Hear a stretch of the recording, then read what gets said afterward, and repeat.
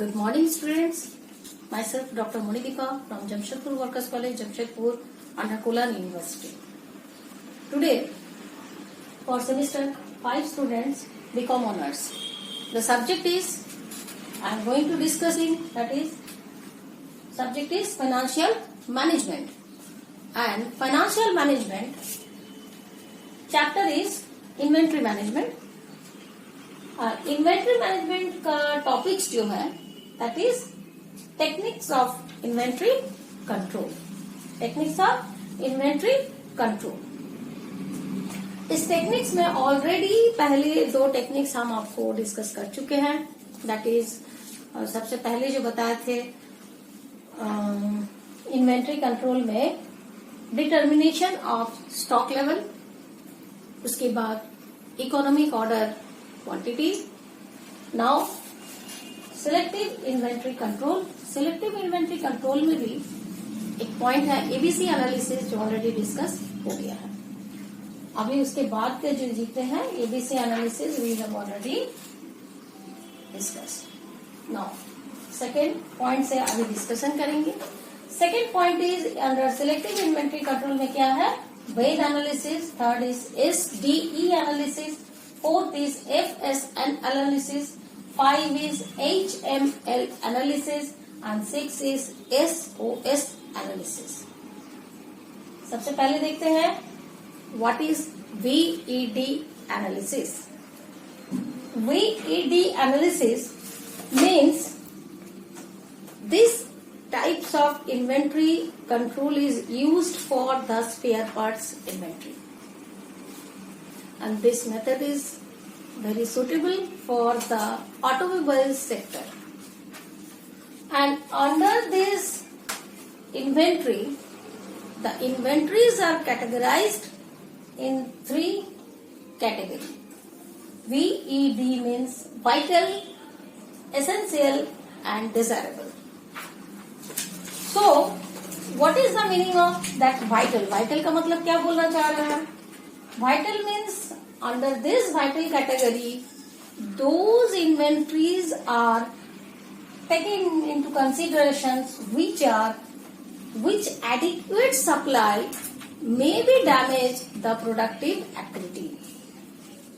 अगर उसका proper supply ना हो तो प्रोडक्टिव एक्टिविटीज को वो डैमेज कर सकता है. सेकेंड इज कि अगर वो ये भी हो सकता है कि अगर उसको सप्लाई ना हो पाए तो इट्स हॉल्ट द प्रोडक्शन को एकदम हॉल्ट कर देगा. So this type of inventory spare parts जो भी है ऑटोमोबाइल सेक्टर है उसके लिए इन्वेंट्री को it is need to be maintained very close इसका मेंटेनेंस की जरूरत पड़ता है क्योंकि ये वेरी वाइटल स्पेयर पार्ट्स होते हैं. सेकेंड पॉइंट में आते हैं essential. Essential means under this category the spare parts are very essential but storing is kept in moderately low. This type of spare parts may be tolerate for few hours but not more than 1 day. एक दिन से ज्यादा नहीं लेकिन कुछ दिन के लिए इसको टॉलरेट किया जा सकता है, कुछ घंटों के लिए, कुछ दिन के लिए, कुछ घंटों के लिए, लेकिन नॉट मोर देन 1 डे. सो ये एसेंशियल है. सो इसके in absence of this material may be cause for loss and if lost may be for high capital loss हो सकता है. So this type of material need to be maintained and moderately इसे maintain किया जाता है. Essential के बाद आता है desirable. D for desirable. Desirable means this type of materials is need to be take care.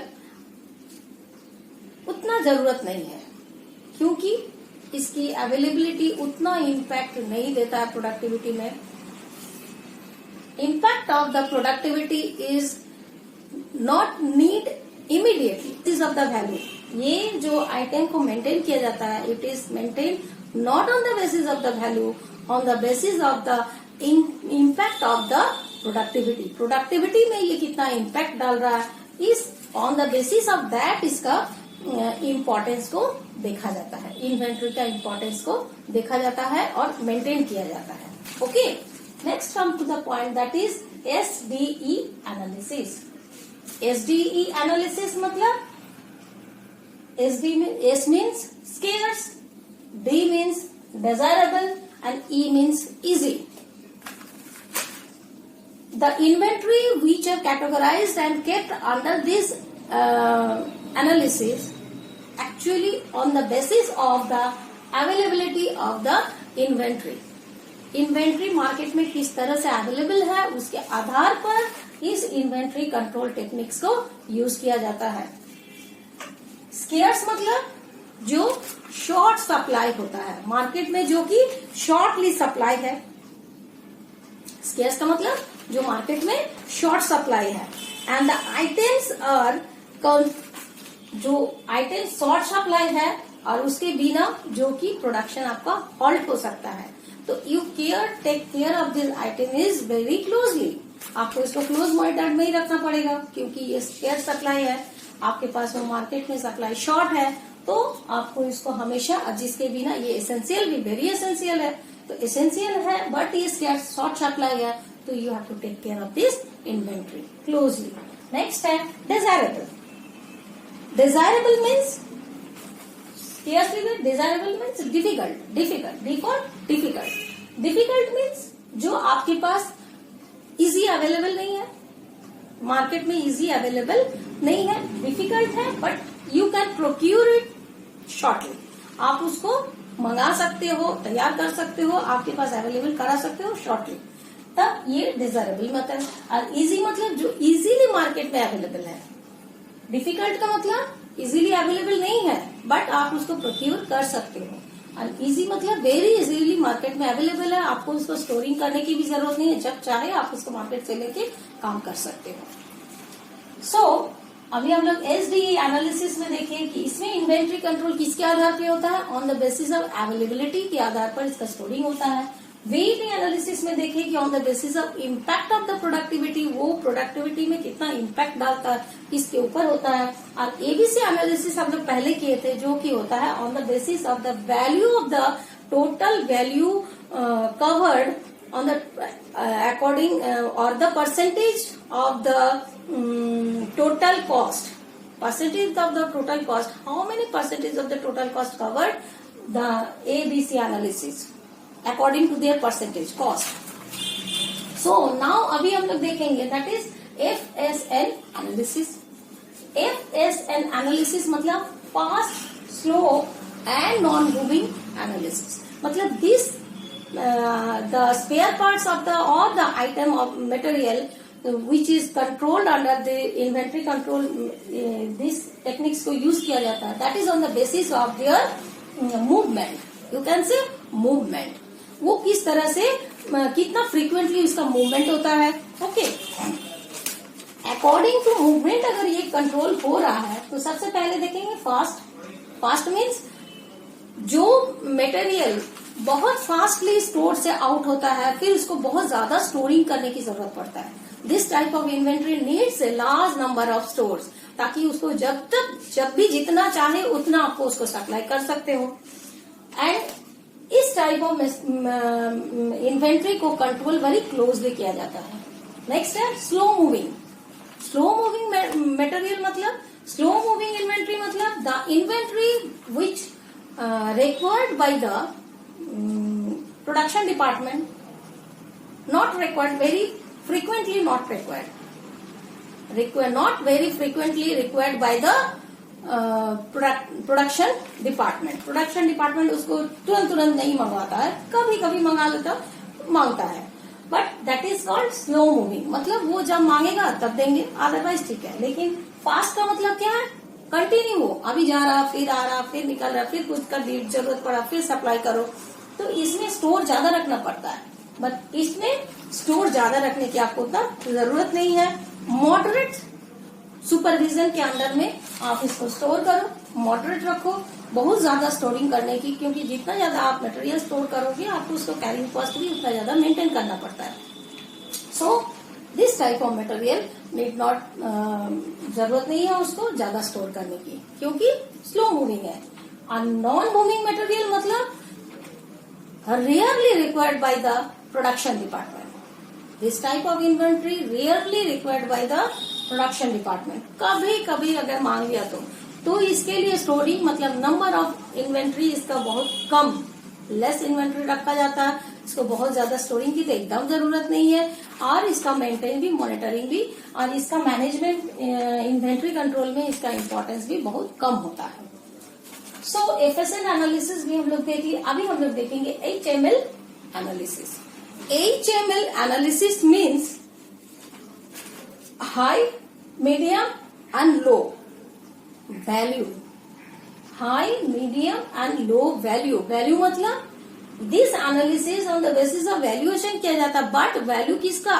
Unit cost के आधार पर उसका वैल्यूएशन, मतलब एक यूनिट का कॉस्ट हाई है कि मॉडरेट है कि लो है, इसके आधार पर HML एनालिसिस को देखा जाता है। नाउ दिस एनालिसिस में वैल्यूएशन क्या होता है?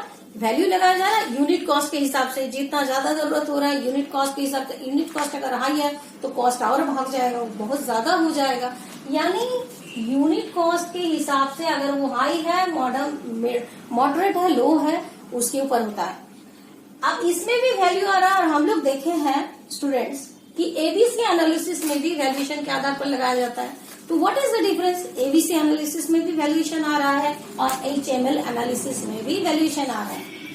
HML analysis and ABC analysis में डिफरेंस यही है कि एबीसी एनालिसिस में टोटल इन्वेंट्री का वैल्यूएशन देखा जाता है। अगर कोई इन्वेंट्री बहुत ज्यादा कॉस्टली है, भले ही नंबर ऑफ क्वांटिटीज में ज्यादा लग रहा है, कम लग रहा है, लेकिन अगर कॉस्ट ज्यादा है तो उसका वैल्यूएशन ज्यादा हो जा रहा है, देन वो एक कैटेगरी में आ रहा है। और इसमें क्या है, HML एनालिसिस में देखते हैं, HML एनालिसिस में यूनिट कॉस्ट पर इन्वेंट्री को देखा जा रहा है, वो हाई है, लो है कि मीडियम है, उसके आधार पर। That is the basic difference. इसमें भी वैल्यू ले रहा, बट यूनिट कॉस्ट का वैल्यू देखा जा रहा है, और इसमें वैल्यूएशन टोटल कॉस्ट कितना, कॉस्ट का कितना परसेंट एक इन्वेंट्री कवर कर रहा है, यानी नंबर ऑफ इन्वेंट्री उसमें जो कैटेगरी कवर कर रहा है वो हाई है कि लो है कि मीडियम है, वो देखा जाता है। नेक्स्ट आ जाता है SOS analysis. SOS analysis means the proper strategy of methods purchase is to be determined. क्या बोल रहे हैं? Proper strategy of purchase is to be determined. Material जब परचेज कर रहे हैं, जब उसका एकदम कंफर्म हो जा रहा है कितना खरीदना है, वो स्ट्रैटेजी कंफर्म हो जा रहा है, तब ये होता है। एक्चुअली दो भाग में इसको भाग किया गया है, S for seasonal, OS for of seasonal. Seasonal end of seasonal, हम लोग जानते हैं सीजनल प्रोडक्ट क्या क्या होता है। सीजन का मतलब होता है बारिश, गर्मी, ठंडा। कभी सीजन ठंडा, कोल्ड सीजन आ जाता है, कभी हॉट सीजन हमारे जो इंडिया में है, इसमें hot season, cold season and rainy day season भी आ जाते हैं। अकॉर्डिंगली दिस सीजन के अकॉर्डिंगली इन्वेंट्री कंट्रोल जो मेंटेन किया जाता है, that is called SOS analysis, seasonal end of seasonal analysis. तो स्टूडेंट, ये एनालिसिस टोटल इन्वेंट्री कंट्रोल का एनालिसिस अभी डिस्कस हो गया है। नेक्स्ट क्लास में हम लोग नेक्स्ट चैप्टर को, और नहीं, इन्वेंट्री कंट्रोल के साथ साथ मेरा फाइनेंशियल मैनेजमेंट का कोर्स कंप्लीट हो गया है, तो हम लोग नेक्स्ट दूसरे सब्जेक्ट पे चले जाएंगे। Till then, bye bye.